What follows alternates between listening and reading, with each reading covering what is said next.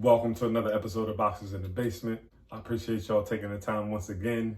I've been on a hiatus, but back by popular demand. Had some people reach out to me.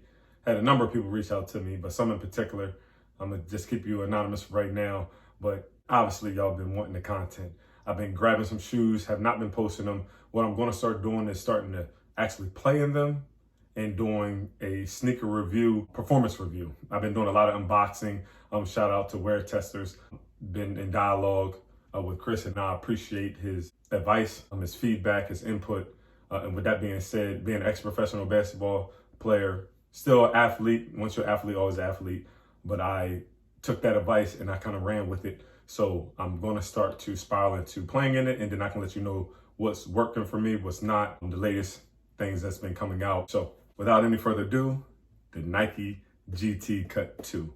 So I know that this was the first colorway that released. They had like a white colorway and some other ones. I grabbed this one because I wanted the black silhouette, just because, not durability, but duration. As far as longevity, it won't get as dirty as quick. These were about $250. I had to get a resale instead of retail. Retail value was like a bean 80.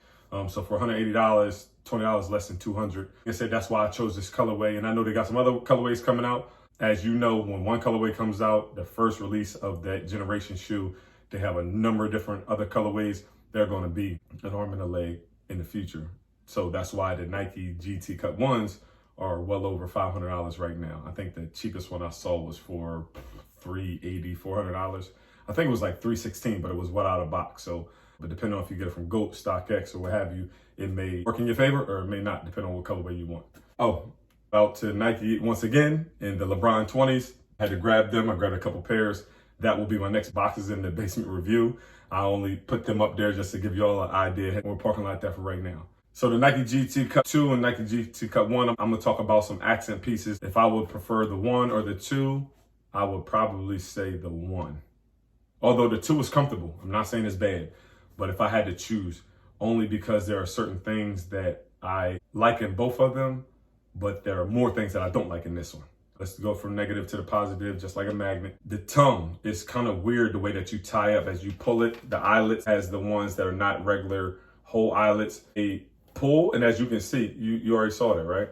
It circles here, and then it pulls tight here. It gives that lockdown on the ankle area, but then it spaces out here. So you actually have to pull it and pull it up, but it's not in sync. It's not like one piece that pulls over. I know some shoes have the eyelets that are connected in the base of the shoe on the inside and not the outer material. So when you pull it, it locks your foot in like that, which it does. It just doesn't do down at the bottom like it does up top. And I guess that's because it has those eyelets, the regular eyelets up top. So that right there was one of the things I didn't like, as well as the ankle part, even though they're both low top. The Nike GT Cut 1s and the Nike GT Cut 2s are still cut, but this one, it kind of protrudes in or digs into your ankle bone a little bit more. So those are the main two parts of it I didn't like, as well as the comfortability. Liked it. It was cool.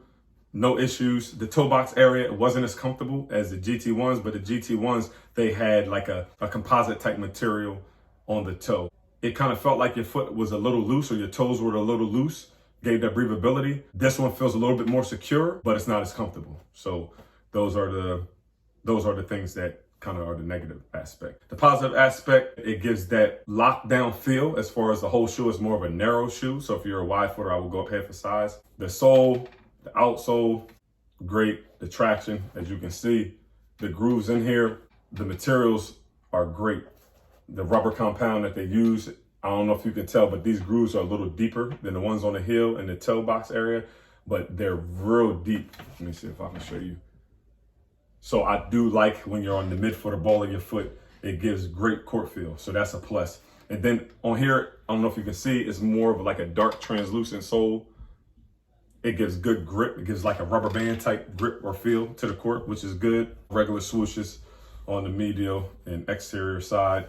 The heel cup has that plastic TPU, has extra heel guard, heel protection. The midfoot area is phenomenal as well. Has a zoom unit. I'm gonna start recording some stuff and actually getting me in the gym, and you can kind of see how the give and the pull that it has on the court, you can kind of see in the next upcoming episodes. Box in the Basement, I will tag what number this is because it's been a while. I appreciate everybody getting me back out of hibernation. Thank you.